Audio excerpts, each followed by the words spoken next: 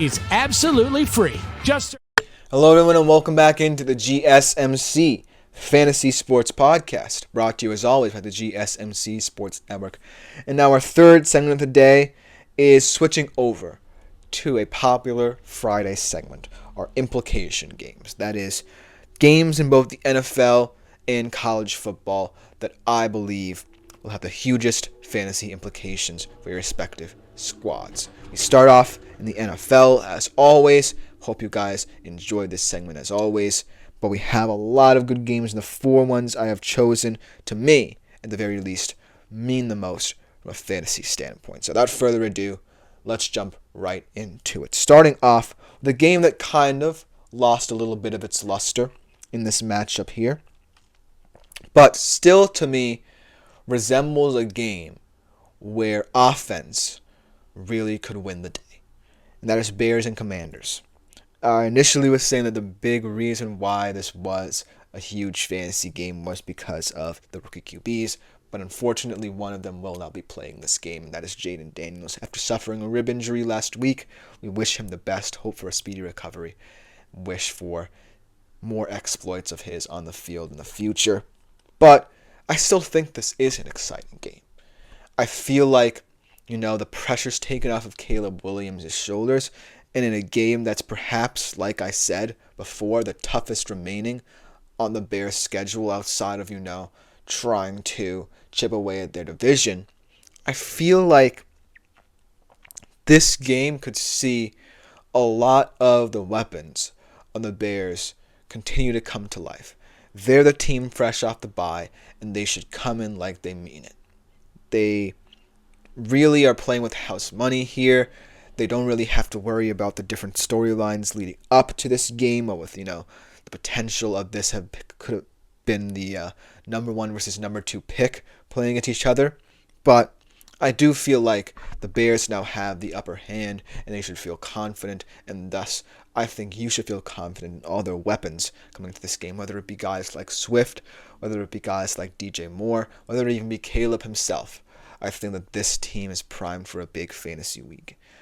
On the Commanders side of things, I'm actually very intrigued in terms of how Mariota plays this game out, just because I feel like he's very similar to what they had with Jaden Daniels in terms of running this offense, but I don't necessarily think the vertical passing game will really be a factor for them in this one. Look for Mariota to try and manage this game. There'll still be moments where his flashiness will come into play due to his dual threat abilities, but I don't necessarily think we'll see much passes 50-plus yards or more like we did with Jaden Daniels. But that being said, that's also an interesting point about, not just him, but how these receivers will look. Because these receivers want to get more vertical than not. And Terry McLaurin has a very intriguing matchup that we spoke about in our Shadow Report earlier in the week against Jalen Johnson.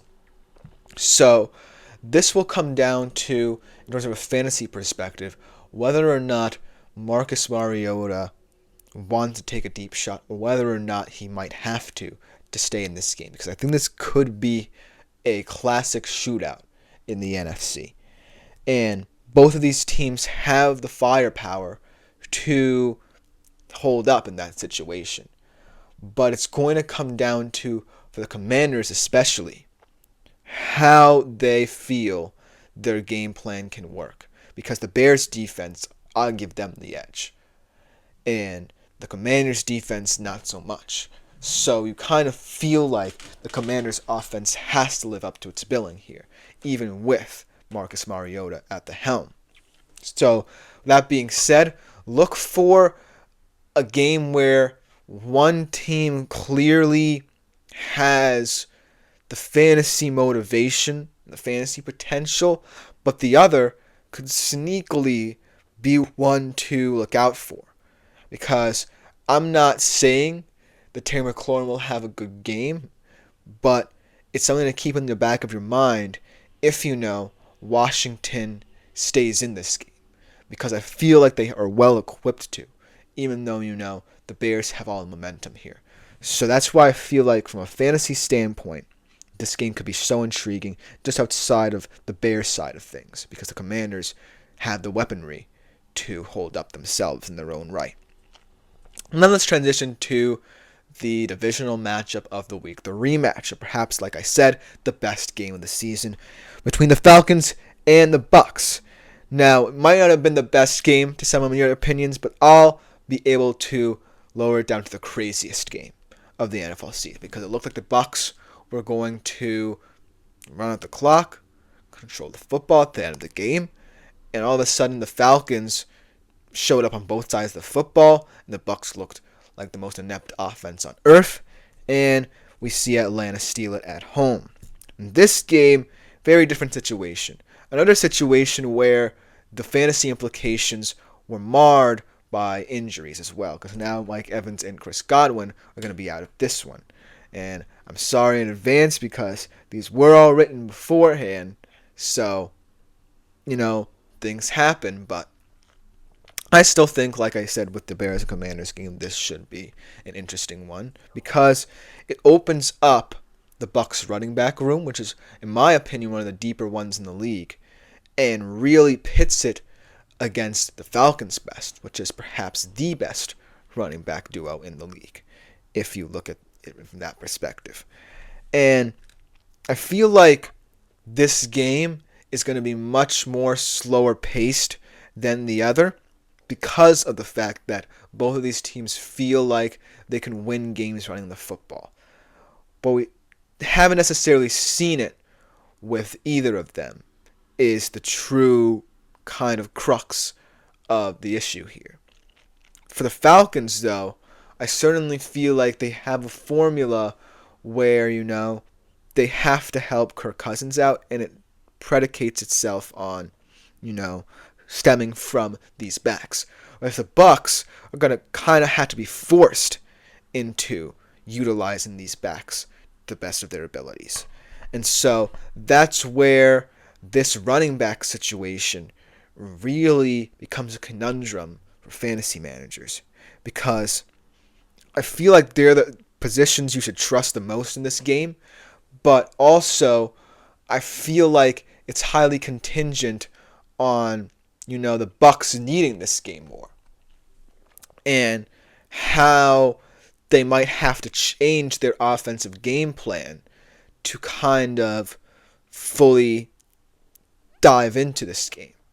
And so, looking at this matchup, you would think that the Bucs would be leaning on the run game more, but the thing is, they can't always rely upon it, because this is a must-win game for them. Because if they lose this game, they are now 0-2 against the Falcons, and way behind in the NFC South race, especially in the tiebreaker scenario. So look for that to really bring to light what the Bucs might have in terms of depth, but also in terms of trying to win this game. On the Falcons side of things, I kind of feel like they also might be needing to run the football, but in a way that, can be complementary to what their passing attack has shown thus far, because their passing attack is still potent. But overall, I think this is going to be a very feisty, very tense divisional showdown. Now let's switch to the Cowboys 49ers, which I did say was going to be a fantasy snooze fest. And the reason why I put this game is because I never really talk about games that I feel like will underwhelm from a fantasy perspective. But this game is so unusual because it's not necessarily to the fault of either of these teams. It's just through the fact that whether it be on the 49ers side of things, injuries have gotten in their way. On the Cowboys side of things, they haven't been able to get out their own way. It just adds up to a matchup where you have to say, well, somebody has to be the answer for either of these teams. Someone has to be the answer for my fantasy team. Because a lot of people placed a lot of weight, I believe, on these teams in fantasy. For two players, Christian McCaffrey, who hasn't played a snap all season, and CeeDee Lamb, who, yes, might just be a top 3 receiver in the league, but is playing under this burden of needing to live up to his contract's expectations.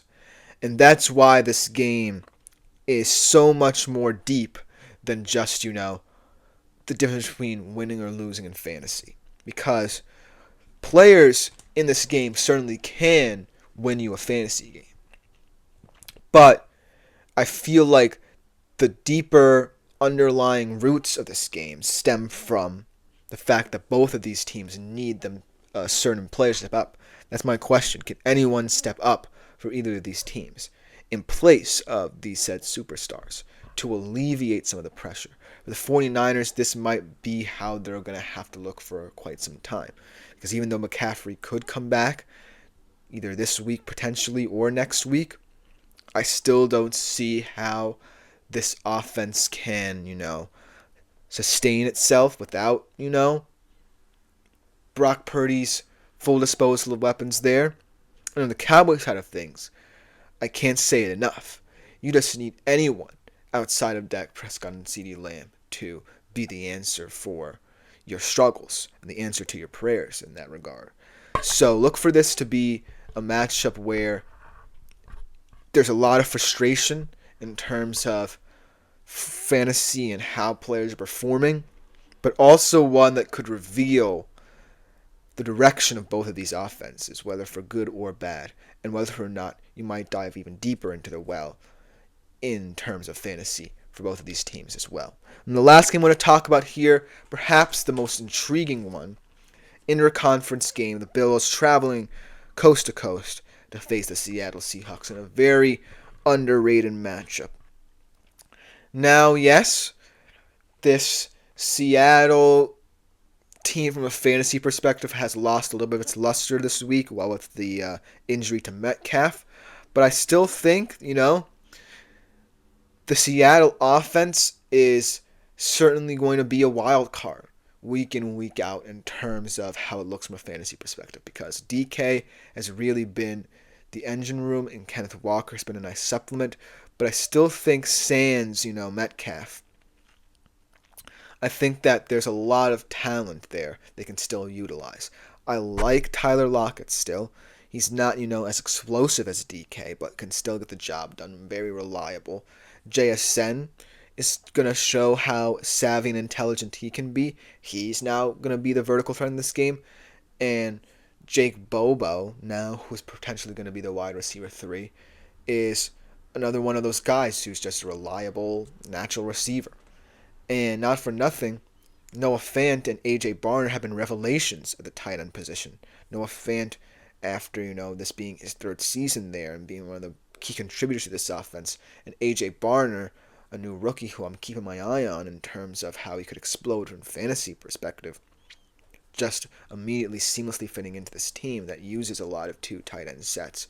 On the Seattle side of things, I feel like there's still a lot of upside. On the Bills side of things, there's going to be a lot of talk about how Amari Cooper plays for these next couple of weeks. Because if he plays like he did against the Titans, then there's a lot of hope that he still has fantasy value. But if not, then the Bills lose a little bit of his luster. But also, it's going to rely upon Josh Allen's trust in him as well. Because if there's no trust there, then I feel like this could go off the rails. But if, Josh Allen trusts Amari Cooper more than, say, he did Stephon Diggs, then this team can work magic. And so that's what I'm looking for in this matchup. On the Seahawks side of things, for them to really show the diversity of their offense, and the Bills side of things, to really show that Amari Cooper could still be one of the more talented wide receiver ones in the league, and in fantasy as well. Let me know what you think about all these games in the comments. Coming up for our 4th segment of the day here, we're going to switch over to the world of college football very briefly to talk about some of those big games with huge fantasy implications as well. We'll be right back after this short break.